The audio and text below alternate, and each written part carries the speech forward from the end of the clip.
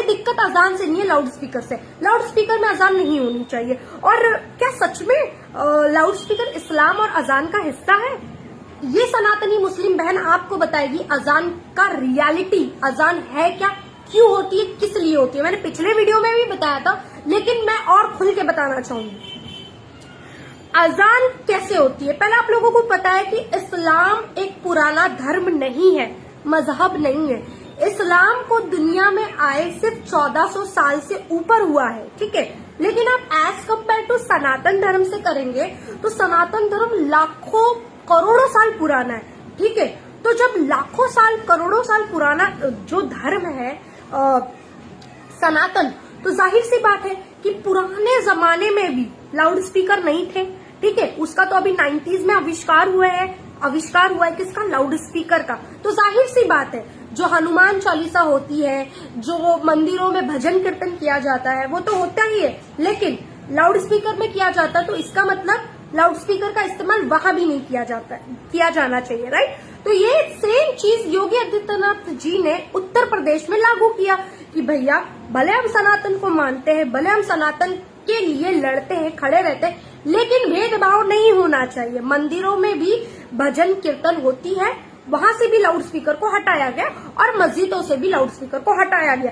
ये सारी चीजें देख करके राज ठाकरे ने बहुत ही ज्यादा उनकी तारीफ की दोस्तों, ठीक है। तो अब मैं आती हूँ अजान को लेके। अब बहुत ज्यादा आबादी तो थी नहीं इस्लाम को मानने वालों की उस टाइम पे, जब नया नया इस्लाम आया था दुनिया में, जब ये धर्म का आविष्कार किया गया था, जब आया था, तो उस समय क्या हो गया था, अब धीरे धीरे धीरे धीरे लोग बढ़ रहे थे इस्लाम में, लोग इंटरेस्ट दिखा रहे थे इस्लाम में, लोग कन्वर्ट हो रहे थे इस्लाम में, बहुत लोग खुद से आ रहे थे। अब ये हो गया, अब कुछ उसमें बातचीत होती है कि इस्लाम में लोग इतने सारे आ रहे हैं, अब लोगों को अजान मतलब बोलते हैं ना, नमाज पढ़नी है, लोगों को इकट्ठा करना है, तो हम कैसे करेंगे। तो बहुत लोगों ने, जो नबी सल्लल्लाहु ताला अलैहि वसल्लम हमारे जो नबी है, उनको बहुत लोग, उनके जो दिल के अजीज, जो उनके करीब थे, वो उनको एक आइडिया देते हैं कि जैसे अलग धर्मों में, अलग मजहबों में, अलग रिलीजन में जैसे लोगों को इकट्ठा करने के लिए बुलाया जाता है। जैसे ईसाइयों में होता है घंटी, जो घंटी बजती है ना, तो घंटी के इस पे आते हैं, तो हम भी कुछ ऐसा करते हैं, तो इससे हमें जो नमाजी है वो नमाज पढ़ेंगे, ठीक है दोस्तों। तो इसके लिए एक चीज निकली थी, उनके जो करीब थे नबी सल्लल्लाहु ताला अलैहि वसल्लम, मैं उनका नाम भूल रही हूँ, उन्होंने एक आइडिया दिया कि क्यों ना हम एकदम पहाड़ी वाले जगह पर जाके एक बहुत बड़ा जो झंडा होता है वो ऐसे करके लहरा दे, तो लोगों को पता चल जाएगी कि अजान का वक्त हो गया है, मतलब नमाज का वक्त हो गया है, ठीक है। ये हो गया। फिर नबी को पसंद नहीं आया, नबी सल्लल्लाहु ताला अलैहि वसल्लम को ये जिक्र अच्छा नहीं लगा, तो मतलब नहीं, ये नहीं, दूसरा। तो किसी ने बोला क्यों ना हम कहीं जाकर के आग लगा दे, लाइक किसी जगह पे, तो लोगों को पता चल जाएगा अरे आग लग गई है, तो चलो हम नमाज पढ़ने निकलते हैं। तो ये भी उनको पसंद नहीं आया। ऐसे बहुत लोगों ने अलग अलग तरीके का सुझाव दिया, लेकिन उनको अच्छा नहीं लगा। तो नबी सल्लल्लाहु ताला अलैहि वसल्लम के सपने में कोई एक चीज ऐसी दिखती है, अल्लाह ने उनको मतलब ये चीजें बताई कि आप अजान दो, अजान होती है ना, अजान दो, उससे ना पता चलेगा लोगों को कि नमाज का वक्त हो गया, ठीक है। तो नबी सल्लल्लाहु ताला अलैहि वसल्लम ने अजान की बात की। अब अजान की बात की, लेकिन अजान देगा कौन। एक जो थे वो भी मुस्लिम ही थे, उन्होंने अजान दिया था, उनका हजरत बिलाल नाम है उनका। सबसे पहले अजान उन्होंने दिया था, हजरत बिलाल ने। कैसे दिया था उन्होंने, मस्जिद के मीनार पे जाकर के अजान दी थी उन्होंने। कैसे, मुंह से अजान दी थी, अल्लाहु अकबर अल्लाह, ऐसे करके उन्होंने मस्जिद के मीनार पे जाके अजान दी थी। ध्यान से सुनिएगा, मीनार, मस्जिद के ऊपर मीनार क्यों जरूरी है पता है आपको। मस्जिद के ऊपर मीनार इसलिए दिखाया, आप लोगों ने देखा होगा, बनाया जाता है अजान के लिए। पिछले वक्त में जब नबी सल्लल्लाहु ताला अलैहि वसल्लम का दौर था दोस्तों, उस टाइम पे मीनार को क्यों खड़ा किया गया था पता है, अजान के लिए, ताकि वहां पर लोग खड़े होकर अजान दे सके, ज्यादा से ज्यादा लोगों को वो आवाज पहुंच सके। तो इस्लाम के अंदर वहां पर जो पहली अजान हजरत बिलाल के द्वारा दी गई थी, वो भी मुंह से दी गई थी अजान, ठीक है।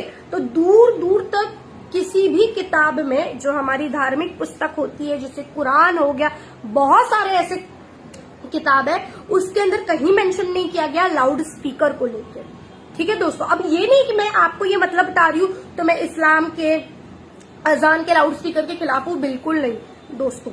मैं अगर ये बोलने जाऊंगी तो मैं शायद बचूं ना बचूं वो अलग बात है।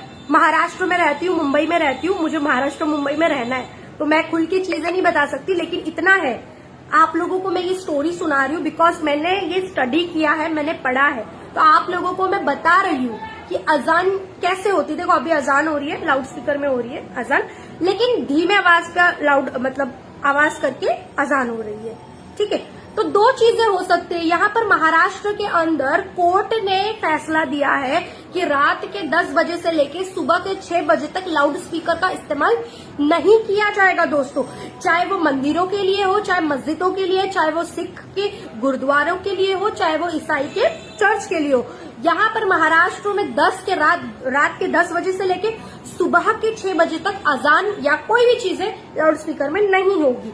सेकेंड चीज, यहाँ पर परमिशन दी गई है आप अजान दो, लेकिन एक लिमिटेड टाइम बोलते ना, लिमिटेड वॉल्यूम के हिसाब से आप अजान दो, लाउड स्पीकर में ही दो, लेकिन कम आवाज में दो। लेकिन उत्तर प्रदेश में क्या हो गया कि वहां पर 54,000 जो कि मंदिर और मस्जिद का दोनों का गिनवा के कह रही हूँ, मतलब सारे लाउड स्पीकर को हटा दिया गया। 54,000 दोस्तों, बहुत बड़ा नंबर होता है 54,000। पूरे उत्तर प्रदेश की बात कर रही हूँ मैं।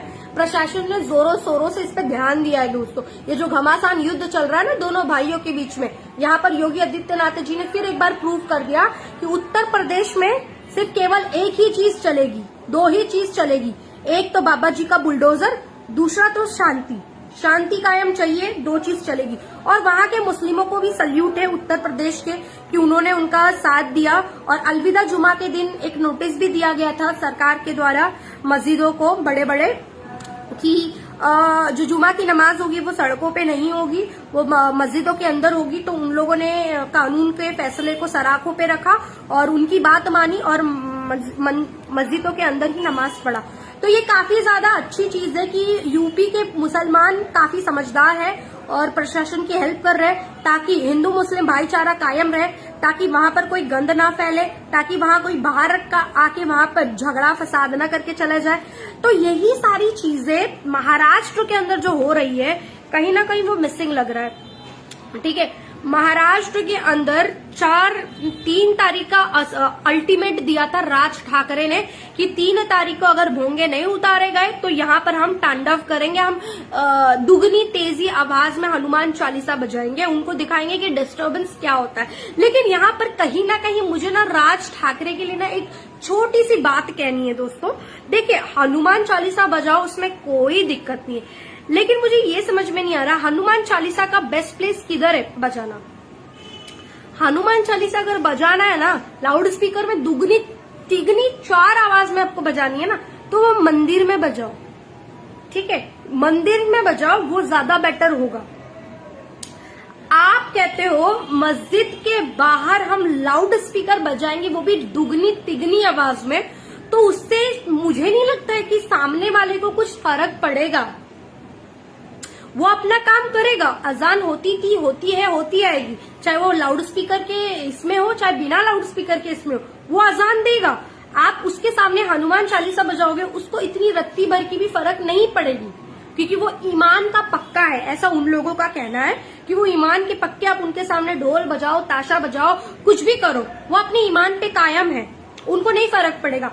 लेकिन अगर आपको कहीं फर्क पड़वाना है ना, किसी को सिखाना है ना हनुमान चालीसा क्या है, उसकी पावर क्या है, तो आप भैंस के आगे बीन मत बजाओ, जहां पर ये चीजें लगेगी वहां पर बजाओ, ठीक है। अब आप भैंस के आगे बीन बजाओगे तो भैंस को कोई फर्क नहीं पड़ेगा, लेकिन वही चीज आप नागिन के आगे बजाओ तो आपके आगे पीछे डोलने लगेगी, ठीक है। उसी तरीके से ये जो हनुमान चालीसा है ना, आप मंदिर के यहाँ पर बजाओ।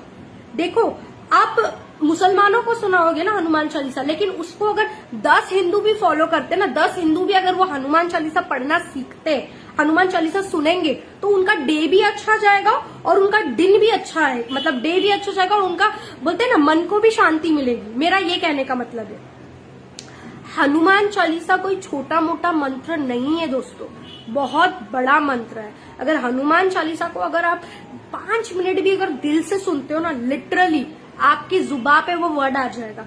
मैंने सुना है ये जब से विवाद चल रहा है ना हनुमान चालीसा को लेके, मैंने बोला ये हनुमान चालीसा है क्या, क्या है, मैं सुनती हूँ जरा, क्या इस पे विवाद बहुत हो रही है। अजान तो काफी सुनिए, हनुमान चालीसा सुनती हूँ मैं। हनुमान चालीसा में सुनने लगी, मेरे को याद हो गया दोस्तों, इतना अच्छा लगा ना, दिल से सुना मैंने, दिल से, ठीक है, एकदम इंटरेस्ट लेके सुना। तो मैं आपको सुनाना चाहूंगी, ज्यादा नहीं याद है लेकिन याद। जय हनुमान ज्ञान गुण सागर, जय कपीस तेरे लोक उजागर, रामदूत अतुलित बलिदामा, अंजनी पुत्र पवन सुत नामा, महावीर विक्रम बजरंगी, कुवत निवार कुवत से संगी। ऐसे कुछ मुझे इतना ही याद है। आई एम रियली सॉरी, मैंने गलत पढ़ा होगा तो। ऐसे ही इतना याद है मुझे। ये इतना सॉफ्ट लगता है ना सुनने में, लाइक सुनोगे तो आप इधर से कान से, लेकिन आपके दिल में उतरेगा वो। बहुत ही स्वीट आवाज, प्यारी आवाज है, ठीक है। तो मैं यही कहना चाहूंगी, मस्जिद के बाहर भोंगा लगाने से उनको नहीं समझ में कुछ नहीं फर्क पड़ेगा, लेकिन आप वही चीज मंदिर में बजाओगे ना, उसकी सही जगह पे, सही स्थान पे, तो लोगों को बेनिफिट करेगा। जो हिंदू को हनुमान चालीसा नहीं आता है ना, वो रेगुलर सुनेगा ना, उसको वो याद हो जाएगा। 1 दिन 2 दिन 3 दिन 4 दिन नहीं, आप रेगुलर वो सुनेगा ना, उसको याद हो जाएगा हनुमान चालीसा। मैंने भी कम से कम पहली दफा मैंने हनुमान चालीसा सुना, मुझे बहुत अच्छा लगा, तो मैं डेली बेसिस पे सुनने लगी हनुमान चालीसा। लिटरली मेरे यूट्यूब में, आपको मैं क्या बताऊं, स्क्रीनशॉट बता देती, मैं हनुमान चालीसा सुनने लगी। यहाँ तक कि हनुमान चालीसा मैंने पहले गूगल पे सर्च किया पढ़ने के लिए, लेकिन मुझे आया नहीं, मुझे समझ में नहीं आया, ठीक है। तो मैंने क्या किया, उसको वॉइस में सुनना स्टार्ट किया। मेरे को इतना अच्छा लगा ना, यहाँ पर आ गया। तो एक मुसलमान को अगर हनुमान चालीसा इतना अच्छा लग सकता है, तो हिंदुओं को भी डेफिनेटली अच्छा लगेगा। तो मंदिर में हनुमान चालीसा बजाओ, ये ज्यादा बेटर होगा मेरे ख्याल से। तो मैं यही कहना चाहती हूँ। अभी बहुत सारे लोग हैं मेरे मुस्लिम भाई मेरे को लानत भेज रहे, भैया हनुमान चालीसा पढ़ लिया तो क्या लानत हो गई, क्या लानत हो गई। मैं तो ये भी पढ़ लूं, हनुमान चालीसा पढ़ लिया, ला इलाहा इल्लल्लाह मुहम्मदुर रसूलुल्लाह पढ़ लिया मैंने, मैं आयतल कुर्सी भी पढ़ लूं, औज़ु बिल्लाहि मिनश शैतानिर रजीम बिस्मिल्लाहिर रहमानिर रहीम पढ़ लूं, मैं आयतल कुर्सी पढ़ लूं। हाँ बोलो। अभी वो आयतल कुर्सी बहुत बड़ा है इसलिए मैं नहीं पढ़ रही हूँ, लिटरली बहुत बड़ा है। जैसे हनुमान चालीसा बहुत बड़ा है ना, उसी तरीके से आयतल कुर्सी एक दुआ है, वो भी बहुत ज्यादा बड़ा है। मुझे किसी ने क्या लिखा है, संगार मलिक लिखता है तेरा टाइम आ गया है ऊपर जाने के लिए। मेरा टाइम नहीं आया है, तुम खुदा मत बनो, तुम अल्लाह मत बनो, वो अल्लाह डिसाइड करेगा, वो ऊपर वाला डिसाइड करेगा कि मुझे कब ऊपर जाना है। मौत का मजा तो हर शख्स को चखना है, तो मैं मौत से नहीं डरती। मौत आनी होगी, हंस के जाऊंगी ऊपर, तुझे भी मौत आएगी, जितने लोग मुझे देख रहे हैं उनको भी मौत आने वाली है। ये तो भगवत गीता में भी लिखा है, कुरान में भी लिखा है कि मौत तो सबको आनी है ना। तो ये तो मौत एक सच्चाई है कि आप उससे मुंह नहीं फेर सकते। यही तो भगवान की लीला है, ऊपर वाले की लीला है।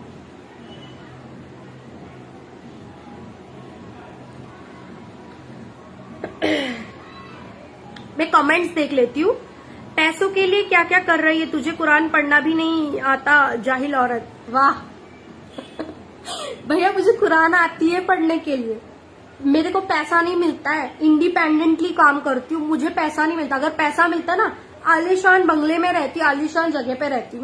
मैं एक नॉर्मल से बिल्डिंग में नहीं रहती। पैसा नहीं मिलता है मुझे, कोई पैसा वैसा नहीं देता, अपने दिल से काम करती हूँ मैं। फेसबुक से मुझे घंटा भी इनकम नहीं होता है, यूट्यूब से इनकम होता है, यूट्यूब बंद पड़ा है मेरा, वहां पर वीडियो नहीं डालती हूँ मैं। तो बात पैसे की मत करो, दिल से काम करती हूँ मैं, दिल से। गालियां मत बको, बस यही है। तुमको इम्तियाज सिद्दीकी लिखता है तुमको पढ़ने आता ही नहीं है तो तू क्या पढ़ेगी। बोल ना कौन सी दुआ पढ़ू, अभी मुंह पे पढ़ के दिखाती हूँ। हनुमान चालीसा तो मैंने पढ़ लिया, कौन सी दुआ पढ़नी है ऐसे बोल दे, पढ़ लेती हूँ। सना पढ़ू, औज़ु बिल्लाहि मिनश शैतानिर रजीम बिस्मिल्लाहिर रहमानिर रहीम, सना सुब्हानकल्लाहुम्मा व बिहम्दिका व तबारक अस्मुका व तआला जद्दुका व ला इलाहा गैरुका। ये नमाज में जब हम पढ़ते हैं, कब पढ़ते हैं नमाज में ये भी बता देती हूँ। मेरे मुसलमान होने पर सवाल क्रिएट किया जा रहा ना, मैं बता देती हूँ। जब हम नियत बांधते हैं ना, नियत बांधने से पहले ये पढ़ा जाता है, फिर अलहम्दु पढ़ा जाता है, फिर कुल पढ़ा जाता है। अलहम्दु भी सुना दूं, औजुबिल्लाहि मिनश शैतानिर रजीम, बिस्मिल्लाहिर रहमानिर रहीम, अल्हम्दुलिल्लाहि रब्बिल आलमीन, अर्रहमानिर रहीम, मालिकि यौमिद्दीन, इय्याका नअबुदु व इय्याका नस्तईन, इहदिनस सिरातल मुस्तकीम, सिरातल लज़ीना अनअमता अलैहिम गैरिल मग़दूबि अलैहिम वलद्दालिन, आमीन। कुल भी सुना देती हूँ, औजुबिल्लाहि मिनश शैतानिर रजीम, बिस्मिल्लाहिर रहमानिर रहीम, कुल हुवल्लाहु अहद, अल्लाहुस समद, लम यलिद वलम यूलद वलम यकुल लहू कुफुवन अहद। अब बता दो, मैं मुसलमान नहीं हूँ, मुसलमान की बेटी नहीं हूँ, मुसलमान की घर की इज्जत नहीं हूँ। अब कौन सी दुआ पढ़ के सुना दूं? मुझे गायत्री मंत्र भी बहुत अच्छा लगता है। मेरे को गायत्री मंत्र याद नहीं आ रहा, मैंने पढ़ा था, वो मराठी में पढ़ा था, उफ इतना बेहतरीन है, मैं क्या बोलूं।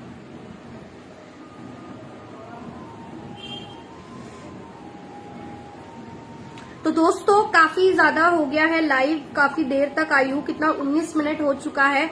आई होप दोस्तों अजान को लेकर मैंने क्लियरिफिकेशन दे दिया है। ये वीडियो को ज्यादा से ज्यादा शेयर करें और हो सके तो मुझे फॉलो भी कर लो, क्योंकि ऐसे लाइव सेशन में करती रहती हूँ, हर टॉपिक में नए नए टॉपिक लेके आती रहती हूँ। और ईश्वर शर्मा के साथ बहुत जल्द मेरा वीडियो आने वाला है, वो 10 मई को आने वाले हैं। तो ढेर सारे आप लोगों को व्लॉग्स मिलेंगे, तो आप लोग मेरे व्लॉग्स को एंजॉय करो, खुश रहो, इतना ही कहना चाहूंगी। और जितने भी मुसलमानों को मेरे पे सवाल था, डाउट था कि मैं मुसलमान नहीं हूं, तो कृपया करके ये लाइव देख लेना कि मैंने काफी दुआ पढ़ के दिखा दिया है, काफी चीजें बता दी है, ठीक है। तो अपने चीजों को भी काफी ज्यादा मैं ऊपर रखती हूँ, और सनातन धर्म मुझे प्रिय था, प्रिय है, प्रिय रहेगा। आई डोंट नो, एक अजीब सा लगाव है सनातन धर्म से, क्योंकि सनातन धर्म की बात करती हूँ तो मुझे एक आजादी सा फील होता है। आजादी तो मेरे देश को 1947 में मिली थी, लेकिन सच्ची बोलूं ना, मुझे आजादी ऐसा लगता है जब भी धर्म सनातन के बारे में बोलती ना, मुझे बहुत फ्रीडम वाली महसूस होती है, ठीक है। बिल्कुल कोई डर नहीं, कोई खौफ नहीं, कोई ये नहीं कि तुम ये चीज करोगी तो तुम नरक में जाओगी, तुम ये चीज करोगी तो तुमको ये हो जाएगा, तुमको अल्लाह ये दुख देंगे, ये दर्द देंगे, ये करेंगे। मुझे सनातन में ये बिल्कुल नहीं लगता है। सनातन में ऐसा नहीं है कि तुम पूजा पाठ नहीं करोगे तो तुमको भगवान नरक में डाल देगा, ये कर देगा। मुझे ये चीजें ना नहीं लगती है, मतलब सनातन में ये चीजें अच्छी लगती है। हमारे रिलीजन में मुझे ये चीज बुरी लगती है। मुझे नहीं पता कि ये अल्लाह ने बोला है या किसने बोला है, मैं कोई सवाल नहीं खड़ा कर रही, लेकिन जो मैंने बहुत सारे मौलवियों के मुंह से सुना, बहुत सारे रिश्तेदारों के मुंह से सुना, अरे तुमने हाथों में तो नेल पॉलिश लगा दी, अल्लाह तुमको तो अल्लाह है ना, तुम्हारे ये उंगलियों को ना, मतलब ये तुम्हारा जो ये नाखून है ना, इसको ना पता नहीं किसी चीज से ऐसे खींचेंगे कि तुमने तो नेल पॉलिश लगा दिया। अरे अल्लाह, तुमने तो लिपस्टिक लगा दिया, लिपस्टिक लगा लिया ना, तुम्हारे होठ को ना इतनी सिल देंगे ऐसे करके। तो ये सारी चीजें काफी मैंने सुना है। तो ये जो खौफ बरकरार रखा ना, ये मुझे नहीं पसंद, बस यही चीजें मुझे नहीं पसंद दोस्तों। तो दोस्तों आई होप आप लोगों को मेरा ये छोटी सी लाइव वीडियो पसंद आई होगी। अगले लाइव में मिलते हैं, मैं डेली लाइव आऊंगी, डेली जुड़ना, अलग अलग मुद्दों पे आऊंगी मैं। तो चलिए दोस्तों मिलते हैं नेक्स्ट लाइव में, जब तक के लिए राम राम, दुआ सलाम, जय हिंद, जय भारत, जय हिंद की सेना, love you all, take care